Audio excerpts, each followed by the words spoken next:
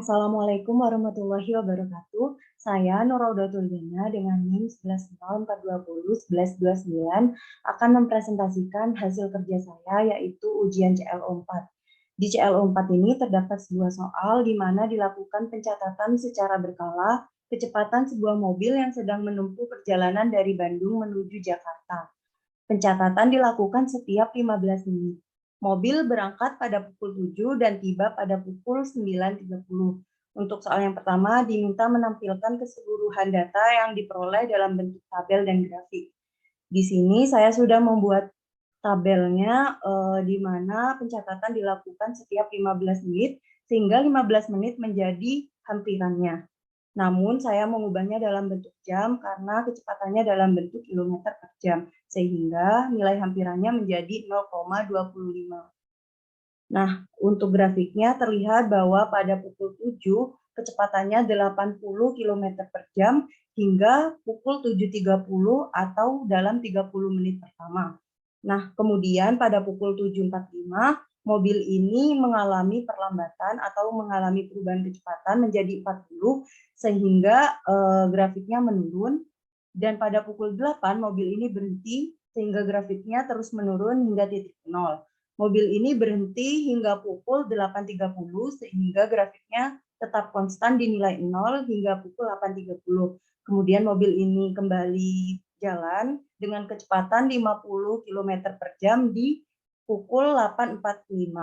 Dan mobil ini terus mengalami percepatan sehingga kecepatannya naik menjadi 100 km per jam di pukul 9 hingga pukul 9.15.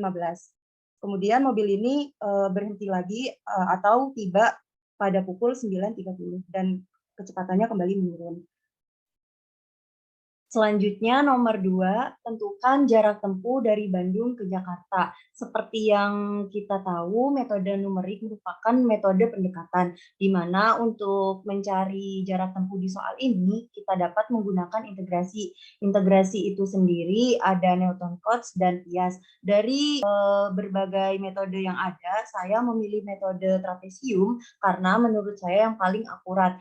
Nah, untuk mencari hasil sebenarnya itu bisa dicari menggunakan luas total grafik fungsi. Dan metode trapesium ini dilakukan dengan pendekatan area di bawah kurva fungsi, yaitu dengan cara membagi interval menjadi bagian-bagian subinterval, sehingga pendekatan ini yang paling akurat. Nah, namun saya juga mencoba dengan metode pendekatan lainnya, yaitu Simpson sepertiga dan 3/8, di mana untuk mencari jarak tempuhnya bisa dicari dengan rumus yang sudah tertera di Excel. Nah, untuk yang selanjutnya saya juga mencari nilai errornya, di mana untuk metode trapesium itu memiliki nilai error 0. Hal ini juga membuktikan bahwa metode trapesium merupakan metode yang paling akurat. Untuk nilai error sendiri itu bisa dicari dengan cara jarak sebenarnya dikurangi dengan jarak tempuh yang kita cari menggunakan metode yang kita pilih. Oke, soal berikutnya. Dapatkan percepatan mobil pada pukul 7.45, 8.15, dan 9.15. Untuk mencari percepatan sendiri, kita dapat menggunakan metode turunan pertama, di mana dalam metode ini terdapat metode selisih maju, selisih pusat, dan selisih mundur. Dari ketiga metode ini, metode selisih mundur merupakan metode paling relevan dengan konsep percepatan karena menggunakan kecepatan saat itu dan kecepatan sebelumnya sesuai dengan rumus fisika yang ada.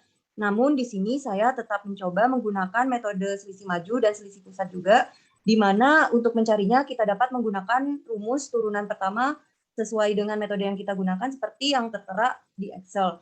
Nah, untuk selisih pusat, kita tidak dapat menggunakan metode ini pada data paling awal dan data paling akhir. Sedangkan untuk selisih maju, kita tidak bisa menggunakannya pada data paling akhir, dan selisih mundur tidak bisa digunakan pada data paling awal. Nah, setelah kita cari, kita bisa dapatkan nilai percepatannya, di mana pada pukul 7.45, percepatannya sebesar minus 160, di mana tanda minus ini menunjukkan bahwa dia mengalami perlambatan. Pada pukul 8.15 tidak mengalami percepatan atau percepatannya sebesar 0, dan pada pukul 9.15 percepatannya juga 0 atau tidak mengalami perubahan kecepatan. Mungkin sekian dari saya, kurang lebihnya mohon maaf. Wassalamualaikum warahmatullahi wabarakatuh.